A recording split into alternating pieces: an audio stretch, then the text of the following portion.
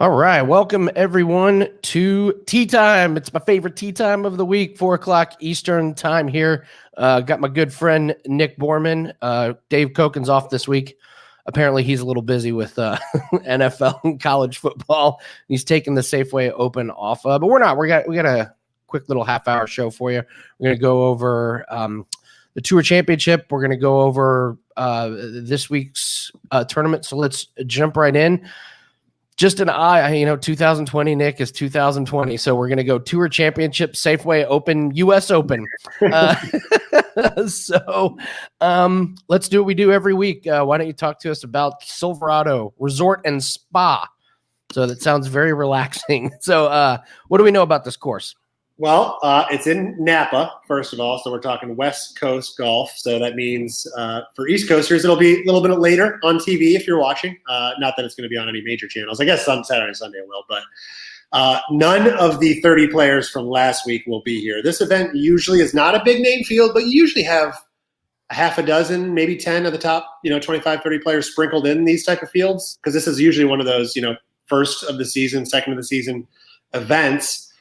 So a couple of big names play in a few of the fall season events. This week, understandably, everybody played Monday. They're not playing this week in the U.S. Open next week. So just means we have a wide open field. You got a lot of long odds this week. A week you can probably look deep, 50-1, 60-1 to find guys that have decent value and be able to bet it, which we have not seen the last few weeks. So definitely more betting opportunities. But at the same time, it makes it harder to find, it's easy when you look at the Tour Championship, like, oh, this guy's placed in the top 10 the last week. Now it's like this guy placed in the top 10 once in the last 7 months. Oh, I don't really know, but he's he's one of the favorites. Okay, well, so it's a little harder to find, but the course here, it's short. So it's par 72. So we're back to 4 par 5s, 4 par 3s. The yardage is 7,100 yards. So as a quick hit or note on this, anytime you see yardage, I always do the 100 to 1 calculation. So if you see 100 yards, under 100 yards per shot, right? So 7,100 yards, par 72, that's a very short course for these guys. And that means you can expect some low scores this week. Hey, can you do that formula again? That's really good. Walk all of us through that, because that was good stuff. Okay, so it's just simply taking the yardage, the scorecard yardage divided by the par, and that 100 yards. If you're under 100 yards per shot, you are at a very, very short course for these guys. So 7,166 yards divided by 72 is 99 or 98 and change, I think. That's good stuff. So normally, like last week at the BMW, you were at 7,300 yards on a par 70, right? So you can see the difference on how much longer that course is going to play. So this one's short. The longest par 4 this week is 456 yards. Ooh. Now, for you or I, Andy, that's a driver and still another fairway wood out, probably, right? These guys, it's a driver wedge, maybe an iron. I mean, you're going to expect some low scores. Rough's at 2.5 inches, so no really issue there. It is a little tighter. It is tree lined, but they're not right on top of the fairways. There is a little rough. So as long as they're not too far off, the rough is not going to penalize them too much. So Poa-annua greens is the big thing to look at this week, which for golfers that are listening, Poa-annua is a grass that it grows unevenly and it grows fast. So you'll hear guys often talking about when you get to the afternoon rounds and Poa-annua greens, they're bumpy. And I know Justin Thomas, he was quoted here. I think it was the last year or the year before, because he was a big name that played in. He's just like, I putted great. I didn't make anything. I couldn't. Just a little bump here or there changes it. So not that, that over the course of 4 rounds, everybody's playing on the same thing. It gives anybody a true advantage over anybody else. It's more of like who's a West Coast golfer in general, because you find Poa-annua greens on the West Coast more often than anywhere else. Mickelson, for one, loves Poa-annua, really does well in them, grew up playing them. You get guys that are from Florida that are used to playing in Bermuda. It's different. I mean, I went to school in South Carolina. They have mix of Bermuda and bent grass. I could putt lights out on bent grass. As soon as I went to Bermuda, I sucked. I would honestly, it was the 4 and 5 footers. I don't know what it was. You just can't quite get the read of the green. I couldn't make anything, and then it's in your head, right? So you have to dig a little bit to try to find out who likes, who has done well in these type of tournaments. But really look at the West Coast swing. That's my quickest way to look at this. So there's the West Coast swing, which is early. It's like January and February. So, and there's usually Mickelson's one of the guys. There's usually guys that kind of play well during that swing. So that's probably some guys that might do well this week, another West Coast area. But that's really the gist of the course. Short, some Pomona greens. Bombers have an advantage because you can miss in the rough, and you're going to hit short shots into it. So that's all I have on the course. Great. G-Ren says on that 450 yard for him, it's driver, 7-iron, wedge, putt, putt, putt. Good stuff. Guys, get your questions in if you want to ask us questions about daily fantasy, outright winners, anything this week. Nick, I know Fowler and Koepka, they're obviously not playing this week. Those guys do not like putting out in California. They've been pretty open about it. But when you go and look, it's Brendan Steele time. He loves putting out there on the West Coast, and you look, and he's got a couple wins here. He's been pretty consistent this year, especially after the restart. No missed cuts, I believe. So yeah, and I do the same thing. I go back and look at the early part of the year. They come out of Hawaii and then they stay out on the West Coast. It's a great way to look at how they putt on some of these greens. So Jay wants to know thoughts on Cameron Davis. These are the kind of questions we're going to get this week, Nick. Thoughts on guys like Cameron Davis. I have Cameron Davis. He was really bad for like 3 weeks in a row. I think he missed 3 cuts in a row off the top of my head. And then he's made some cuts. Any strong opinions, Nick, on Cameron Davis? He's playing well right now. I mean, 4 straight top 30. His worst finish his last 4 was 32nd. So he's got 2 top 15s. What you're going to find this week is guys that are in this statistical category. He is 44th, on total shots gained on tour, 55th off the tee, 50th around the green, but he's ranked 20th in distance and 23rd in birdie average. So that's good in this field. And 45-1 or plus 450 for a top 10, not bad prices. I mean, I think he's a decent play to do well this week, and I just like him. He's played well the last 4 weeks, so he was on my notes for the show to hit. Oh, interesting. I like Cameron, so I think he's a good play. Got a question about Joel Dahman and Henrik Norlander. I love Norlander. I call him the Highlander. Henrik the Highlander Norlander. I love his game. He hasn't been good the last couple weeks, and he missed the cut last year. But I don't know, Nick. I'm kind of throwing out last year's performances at this. I'm really not going to put too much in since we've got just a completely different season. Are you looking really, really hard at past performance in this tournament? Not right now. I mean, there's too much. Year COVID, man. It's just different. Everything's different. Schedule is different. People are doing different things. So not really. I mean, the field's going to be different too, right? Because you already don't have any of the top in here. So no, I really haven't been. It's more like how are we playing now? And the only guy that you got a Brendan Steele who you already hit on before, who did win twice here. Maybe somebody like him you look at, but outside of that, like Norlander, if he didn't play here that 1 year, I don't care. It doesn't matter to me. Yeah. Let's see. We got a question about Varner. First round Harry Varner. He actually has good course history. We talked about, not paying attention, but that's, 5 made cuts in a row here, 17th and 14th and 15th, 3 out of the last 5 years. So I think you could find a lot worse guys than Harold Varner. You're a Varner fan, right? He hit me a first round leader bet. I did a couple weeks ago. So yeah, as long as they win me money, man, I got a lot of guys I like on the tour, right? Yes, yeah. Yeah, go ahead. Yeah, I was going to say, no, Varner's good. Listen, he's 18th on tour in shots gained tee to green this last year, and he was 17th off the tee. You're talking top 30 in 2 major statistical categories and 15th in greens and regulation, and none of the top 30 guys are here. That means he's near the top of this field, so I like him this week. He is one of the betting favorites. I think he's around 30-1, but I think he's going to have a good week. Let's talk Phil. Coming off the big win on the Champions Tour, Phil is.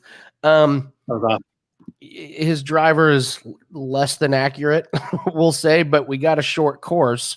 Is this a guy we can look at in a watered down field?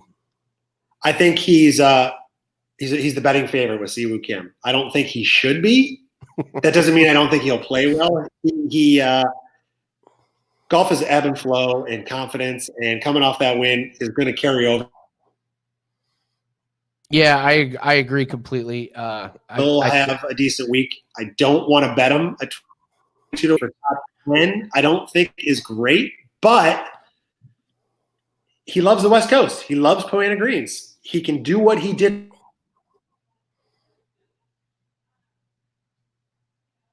Whatever that was, had the same yardage for the same par that we're looking. Yeah. Nick, you're kind of breaking up, and I believe we've lost Nick for a little bit. So we'll see if we can get Nick recollected. I have one golf play. The only reason I'm not probably going to put on my card, but I do think he could do well this week. Nice. You're kind of breaking up there a little bit, Nick. I think I stepped on. No, you're fine, man. I stepped on that. Yeah, I kind of like Phil this week. This is where he has no pressure. And I wish he just put the driver away. Maybe this short course will convince him to stop trying to let the big dog eat. So, one of my favorites, Sergio Garcia. We call him the one-hit wonder. I still can't believe he has won a major of the Masters. I can't believe he did that.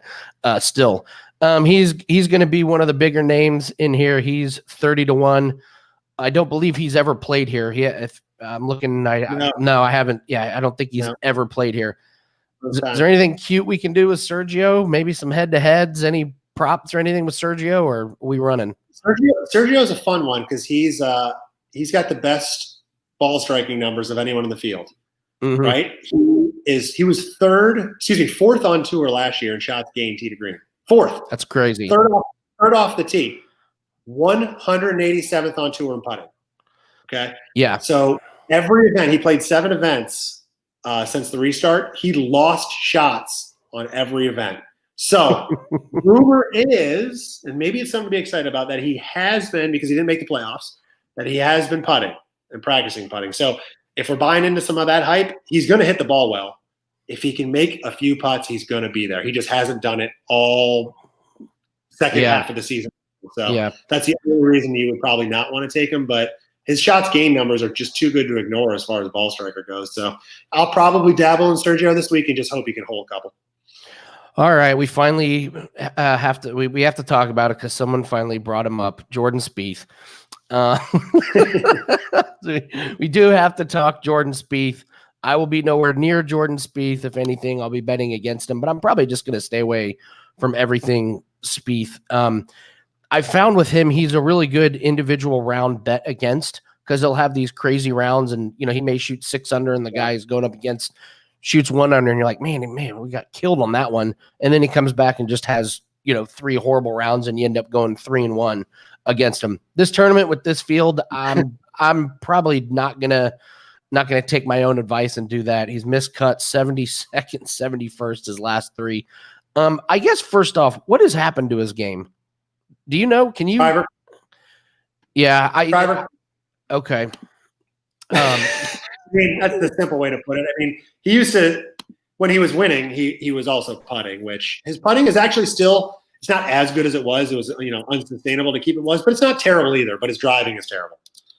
Yeah. That's what's killing him. My personal opinion is I don't see it getting better anytime soon. I remember reading that article talking about how focused he was on sponsorships and going around and trying to get more deals. And then I heard an interview where Jack Nicklaus was talking about working with him, telling him it's going to get worse before it gets better.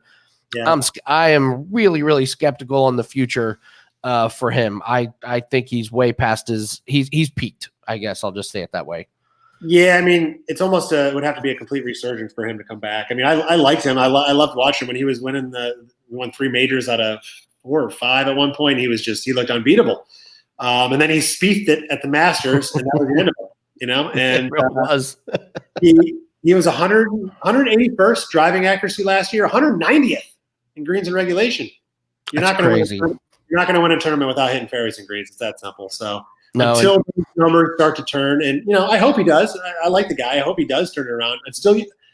I always look at it like this: until they start to show a sign of it, there's no reason to bet on somebody, right? Just because you think he's good enough to possibly do it, let him prove that he can do it first before you start putting your money on him. I agree. TJ wants to know if we're going to be visited by Weekend Charlie. Of course, Charlie Hoffman. I read somebody said something once. Who's the greatest golfer of all time? Is it Tiger Woods, Jack Nicklaus, or Charlie Hoffman on Thursday? That's funny. It's true though. So Charlie Hoffman, king of doing good Thursday and Friday and then just blowing it on the weekend. I will say Charlie Hoffman, 13th, the last tournament he played in. Unfortunately, he's missed the cut the last 2 times he's played here. Have you ever played with him or seen him in person? I've seen him in an event before, if that's what you're asking. Yeah. But I don't, he's a guy I don't know what the word is, but I just look right over when I'm looking at the betting markets. I don't know why. Nothing about him makes me want to bet on him or against him. I'm just because you're right. I'm scared of him. At the same time, I would never want to bet on him. I'm like, I just go right past him all the time. And I did it this week. I can't even comment on him because I didn't even look at him. So. Well, I followed him for a little bit. He happened to be in a group we wanted to follow, and following him is basically just that. Like, you kind of forget he's in the group. He's there, but not there, I guess. So, good stuff. Hey, thanks for everyone in the group for jumping in. My pick is up on Wager Talk now, I believe. I only had one head-to-head last week. I kept it simple and said I'm going all in on one pick, and we hit it pretty easily. Mackenzie Hughes over Leishman. Nick, your plays are going to be up tomorrow for this tournament, correct? Yeah, usually I get them up tonight. I'm a little behind as we were talking before the show, just because none of the information for this week really came out until today. Usually it comes out Monday, but the tournament just ended on Monday, so I might have it up tonight. If not, it'll be up first thing tomorrow. But I'll probably have it up tonight. Okay, great, good stuff. Let's talk a little bit about the Tour Championship. DJ, holy cow! When Brooks came out and said that comment about how he's won majors and DJ hasn't. DJ just said, "Oh yeah, watch this." That is one of the more impressive ways to finish the season. What were your thoughts watching him tear everybody to shreds? Yeah, how do you like me now? Right, that's what DJ says. Yeah. The only thing I say about DJ was I looked at his number. He went to 6-1 after the first round, and I'm like, okay, this is when you should take him, and I didn't. And I was like, why? After round 3, I'm like, why didn't I do that? That was the biggest no-brainer, I think. He was, I forget what he was, 2-1 to win beforehand. Yeah, 2-1. And he went to 6-1 after he was tied after the first round. But I'm like, if you liked him beforehand and now he's 3 times as good at odds, why aren't you taking him? So I didn't. I don't know. He looks good, man. He's hitting the ball off the tee. We all know he's long, but he's hitting it straight. And he's getting wedges in his hand. And he's a good putter. I mean, there's no weakness in his game right now. He's got a hot wife. I mean, what's wrong? How can you not bet the guy? Hot putter, hot wife.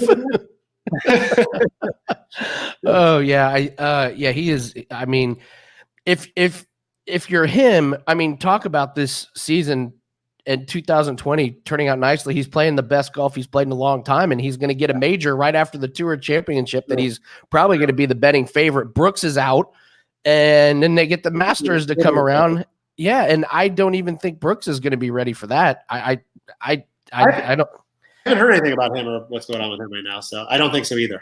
I have had 3 reconstructive knee surgeries in my life, and I said from the very beginning he wasn't doing this rehab right. You could just see it. Like I know how long it takes to get back to form, and the thing is, you're actually never 100%. With the injury he had, he's never going to feel exactly like he felt before. I thought this was going to be a struggle. I don't know if he's going to have to just do a surgery and say I'm out for 9 months. Right. If I was him, that's what I would do. Of course, I'm not a doctor and I'm certainly not a professional athlete. I'm not telling Brooks Koepka what to do about anything, but I had a feeling, Yeah. So I think this is set up really nice for DJ. So DeChambeau, he's kind of falling apart. What's going on I think his swing is just way too hard, and I thought it would catch up to him eventually, and it sure seems like it. Like, why does he have to swing so hard when he's using his short clubs? Yeah, I don't know. I was always taught, swing. Well, actually, Jack Nicklaus used to have when he was teaching juniors, he used to say, swing as hard as you can right now because you can never teach speed later. So, in his defense, it was one of those things that's like for DeChambeau, swing as hard as you can. You can always figure out how to steer it later, but you're never going to regain or regrow, whatever you want to call it, speed in the swing. So we're going. You know what? DeChambeau's a weird case study for me. I feel like maybe he did so well right after the beginning of the restart because he spent the most time actually working on his game. I feel like he did. I mean, and then once a couple weeks went in and everybody else kind of got back into the swing of things, then he just kind of fall off a little bit where the other guys were like, okay, we're back on our regular games. Maybe that was it. I can't really figure it out. Yeah. But, after those first few weeks, I mean, he hasn't – it's not like he's just all of a sudden gone and missed cuts, but he's not the guy you're talking about every single week anymore. So, yeah.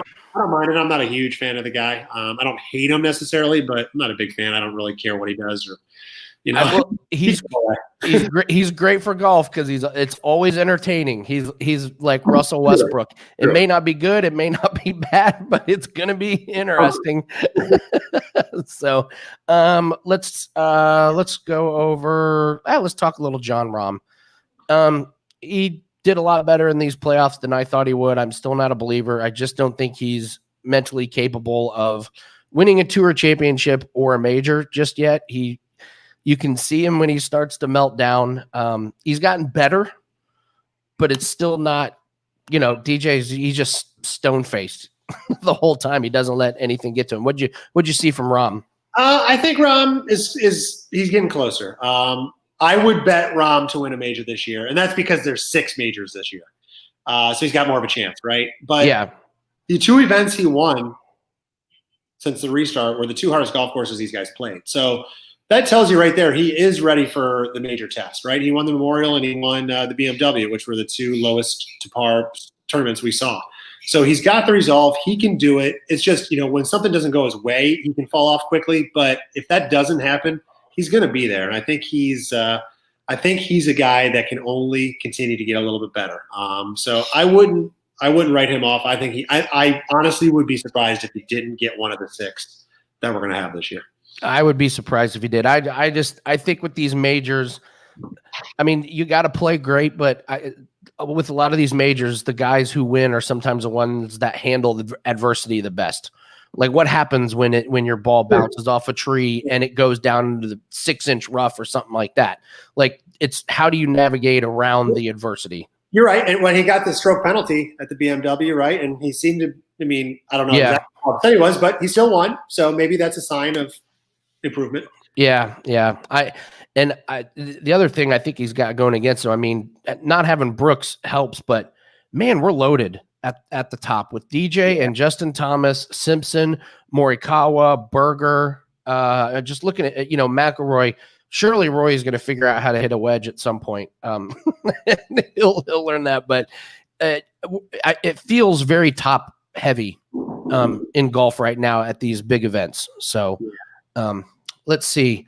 I was going to look up couple more guys. We're getting some Joel Dahman love in the YouTube room. Do you like his game or his hat better, Nick?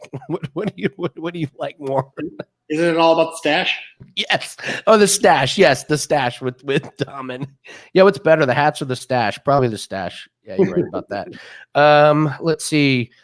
Here was a guy I wanted to ask you about. Sam Burns. Okay. I like Sam Burns. It was I can't remember the tournament, but he finally got some really good TV time. So we were able to actually watch him a lot because this is the guy that obviously is not going to be in feature groups. And they were doing a little story on him. Young guy, real powerful hitter. Do you know much about Sam? Because I tried to look some stuff on him. I'm not real familiar with his game, but I know I liked what I saw. Every time he's been on TV, I saw some good highs with him. I'm sorry, you're still talking about Burns, right? Burns, yeah. Yeah, he. I don't know. He's looked good at times. He had a good run through the middle of the restart. Kind of faded off a little bit at the end. I think his potential is very, very good. I haven't really been looking at him too much on a week to week. I mean, Sure.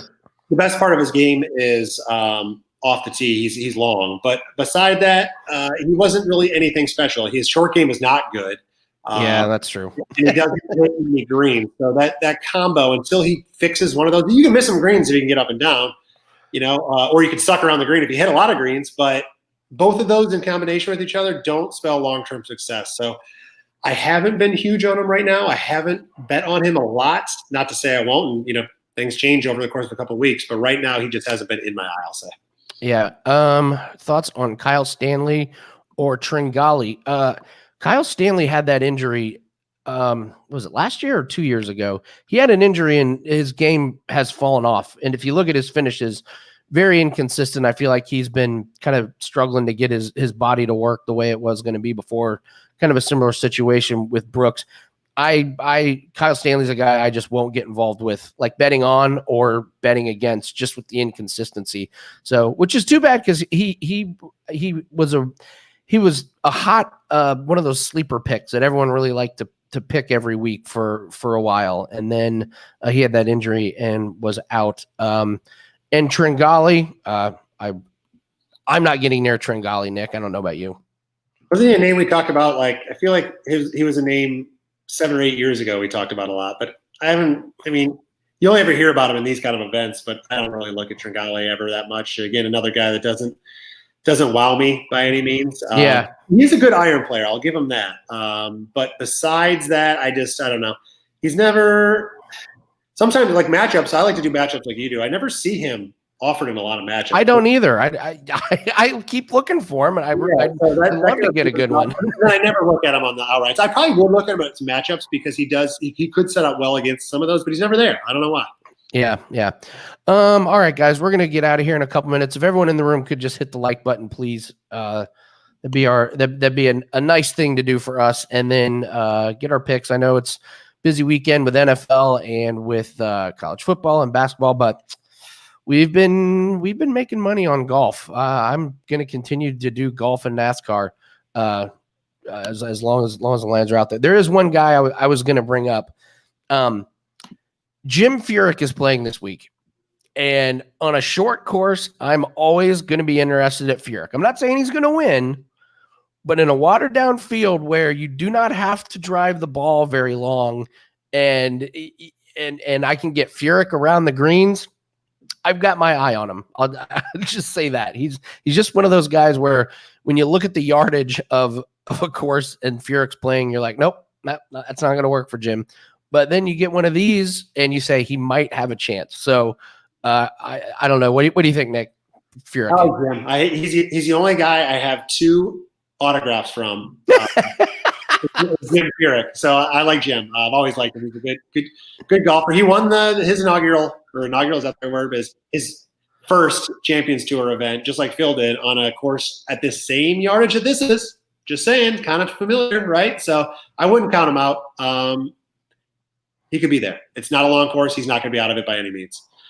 Yeah. One guy I'll add in I was looking at is – I don't think he's getting much respect this week, and it's just because he's been consistent, is Mark Hubbard. Yeah, Mark Hubbard. Yeah, if you look at his results since the restart, he is 9 for 9 in cuts made. He did have one tournament where he didn't finish. He withdrew at the workday, right? So 10 events, 1 withdrawal, but the other 9 he all made the cuts at. He had a couple top 20, couple top 20s, and those were all strong fields. We knew that because all the big guys were playing. He's often in that tied for 30th range. So, yep, right, knock out all those big names that are 30 places ahead of him. Where's that put him? Right there, right? That is good math. He always finishes tied 30th. So that means he's going to be first this week.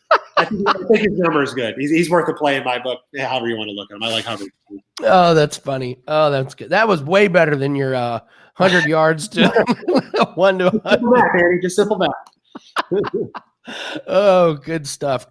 So, all right. I think we've done all the damage we can do to this tournament. Nick's plays will be up. My plays will be up. I will be doing NASCAR tomorrow at 1:00. We are starting an NFL prop show that will be debuting this week, and then it'll be every Sunday morning, and then we'll be back with UFC Takedown Live. We took off last Saturday. It was a good thing. They lost a lot of fights to COVID.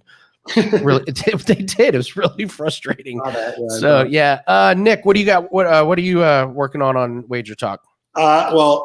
So the Premier League starts this weekend. So soccer is back in action starting this weekend. So I'll have my plays up for that. And I got a couple. This weekend's the U.S. Open tennis. So trying to finish out the week. Yeah, that's right. Yeah. I got over 40 games going right now in the Zverev-Koric match, and they're at 26. They're at 33 through 3 sets, and they're going to a fourth. So 8 games, and we're a winner. So it looks good for that one.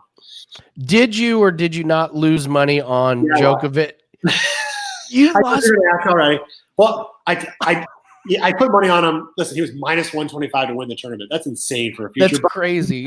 He's that good. But yeah, I had nothing crazy, but I had a bet on him to win. So yeah, I lost. It's okay. I mean, that is one of the most legendary bet losses you can imagine. The only person to beat Djokovic in 2020 is Djokovic. is the line judge. Amazing. So, all right, guys, we're going to get out of here. You can check out Nick Borrman and myself on Wager Talk. My play will be up tonight if it's not up right now.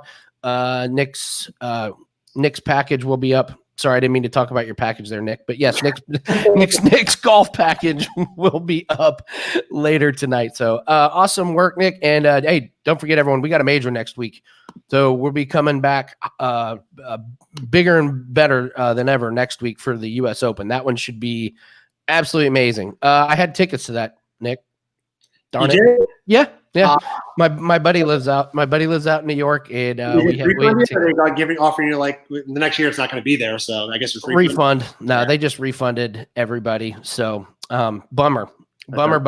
Had the hotel room booked. I had everything. So oh well. So all right, guys. Good luck. Hope everyone makes a lot of money. It's going to be an action-packed weekend of sports, and don't forget to come back and get us next week with U.S. Open. Tons of bets, props, everything. So. Good luck. Hope everyone makes a lot of money. We'll see you next week. See you guys.